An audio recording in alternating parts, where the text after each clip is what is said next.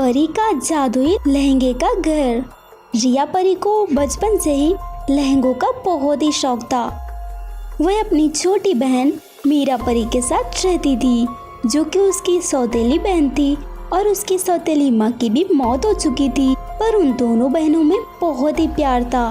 मीरा परी सिलाई का काम किया करती थी और रिया परी घर के बाकी के सारे काम संभालती थी। रिया परी की सिलाई की वजह से उनका खर्च चल पाता था। मुझे पता है दीदी को लहंगे बहुत पसंद है और वे आज तक एक भी लहंगा नहीं ले पाई, पर इस बार मैं पैसे बचाऊंगी और दीदी के बर्थडे पर उनके लिए एक लहंगा लूंगी, जिसके लिए मुझे रात में भी काम करना पड़ेगा। फिर क्या था, मीरा परी रात में भी काम करना शुरू कर देती है और रिया परी को इस बारे में कुछ भी पता नहीं चलता। मीरा, तुम्हारे कमरे की लाइट रात में भी चालू रहती है?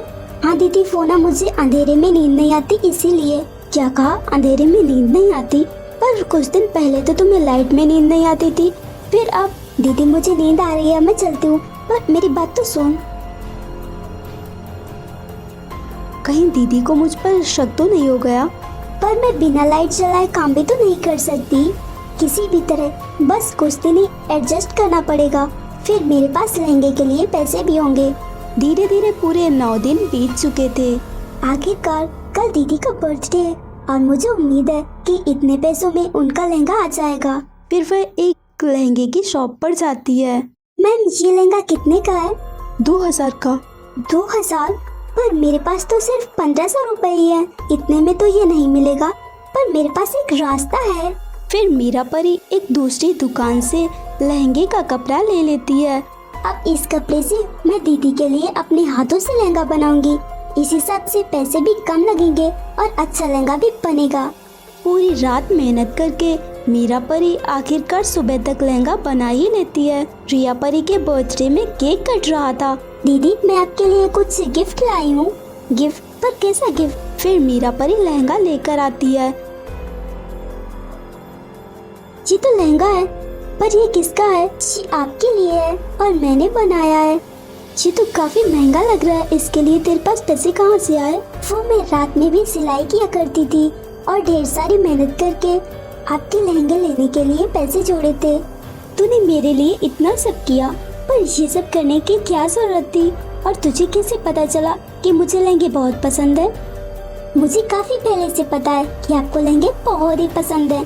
तभी अचानक से वह लहंगा बोलने लगता है। मुझे तो यकीन ही नहीं हो रहा कि तुम दोनों सौतेली बहन होने के बाद भी तुम दोनों में इतना सारा प्यार है। ये सब क्या हो रहा है? ये लहंगा बोल कैसे पा रहा है? क्योंकि मैं एक जादुई लहंगा हूँ और इतनी गरीबी में भी तुम लोग कितनी खुशी से रहती हो, ये देखकर मुझे बहुत ही अच्छा लगा। इसीलिए मैं तुम्हें एक लहंगे का जादुई घर देता हूँ, जिसमें तुम खुशी से रह सकती हो। क्योंकि वह जादुई घर होगा, इसीलिए तुम उस घर में जो भी चीजें सोचोगी वे तुरंत ही तुम्हारे सामने होंगी। ये सुनकर दोनों बहनें बहुत ही ज्यादा खुश हो जाती है और अब उनकी जिंदगी में सिर्फ खुशियाँ ही खुशियाँ थी। सो फ्रेंड्स, अगर आपको ये कहानी अच्छी लगी हो तो वीडियो को लाइक कीजिए, चैनल को सब्सक्राइब कीजिए और हमें कमेंट करके ज़रूर बताएं कि आपको कहानी कैसी लगी।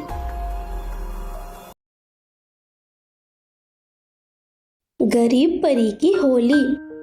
हेलो दोस्तों, आज मैं जो आपको कहानी सुनाने जा रही हूँ ये कहानी है गरीब परी की कहानी। तो चलिए दोस्तों, कहानी की शुरुआत करते हैं।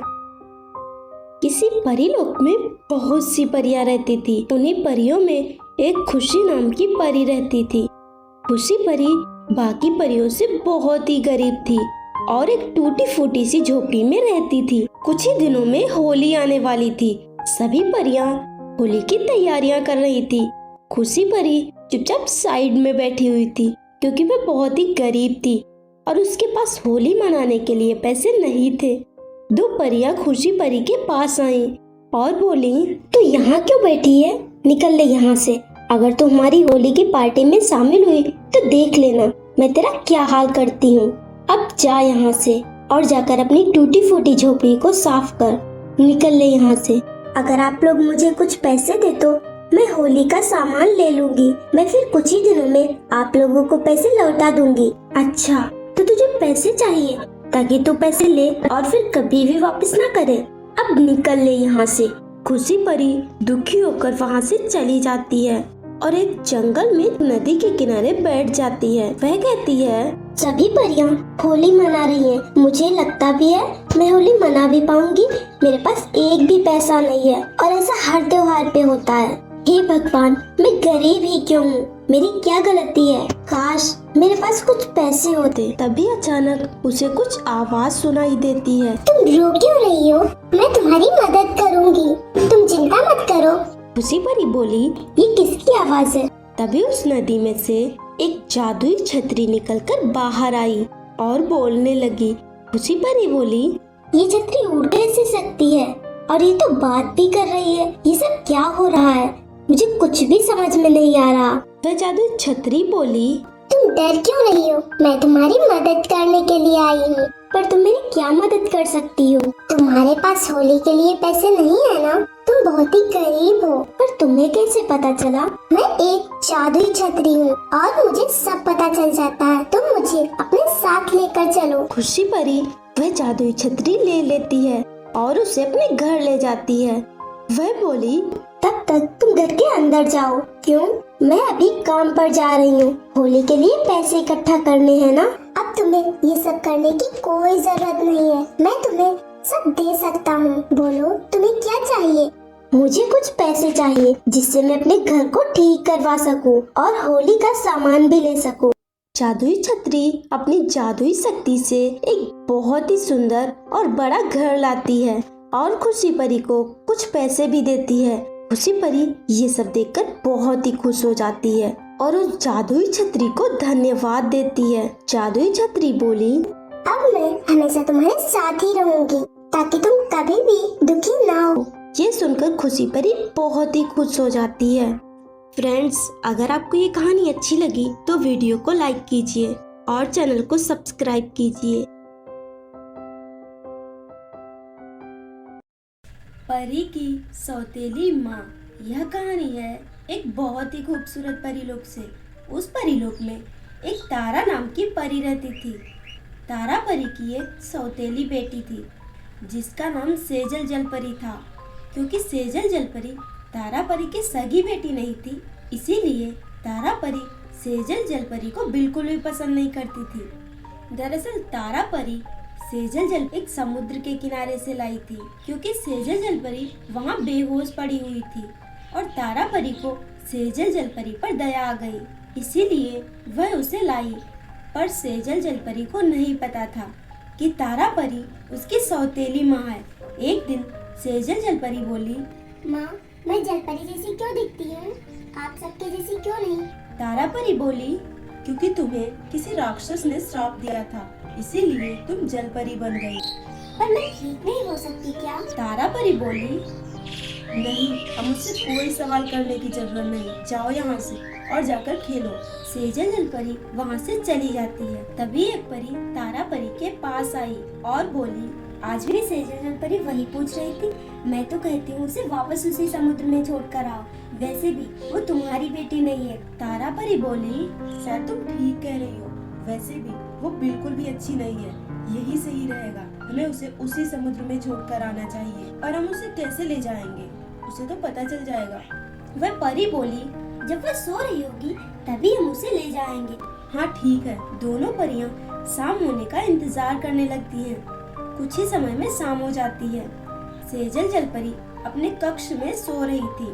तारा परी सेजल जलपरी के कक्ष में पहुंच गई। तारा परी सेजल जलपरी को उठा लेती है और वहां से चली जाती है और कुछ ही देर में समुद्र के पास पहुंच जाती है और सेजल जलपरी को वहीं डालकर वहां से चली जाती है।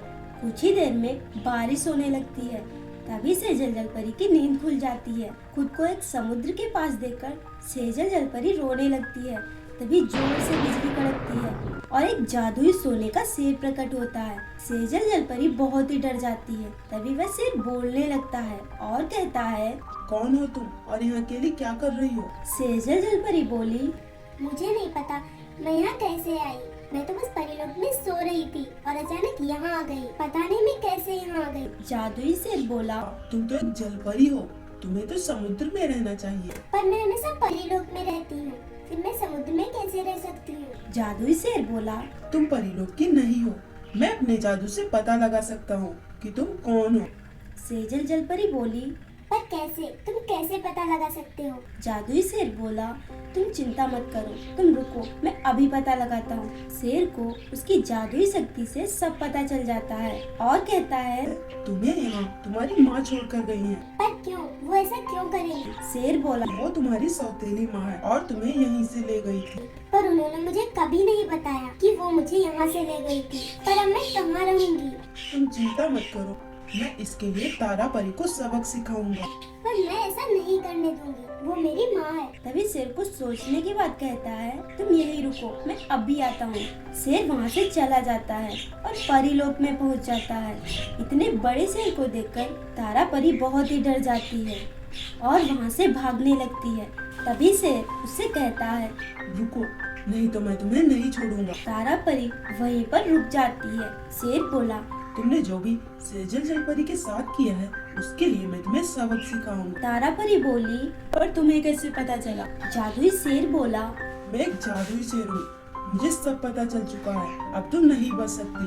तारा परी के काफी माफी मांगने के बाद जादुई शेर उसे माफ कर देता। तारा परी सेजल जलपरी को फिर से परीलोक में ले आती है और उसके साथ खुशी से रहने लगती है। फ्रेंड्स, अगर आपको ये कहानी अच्छी लगी तो वीडियो को लाइक कीजिए और चैनल को सब्सक्राइब कीजिए।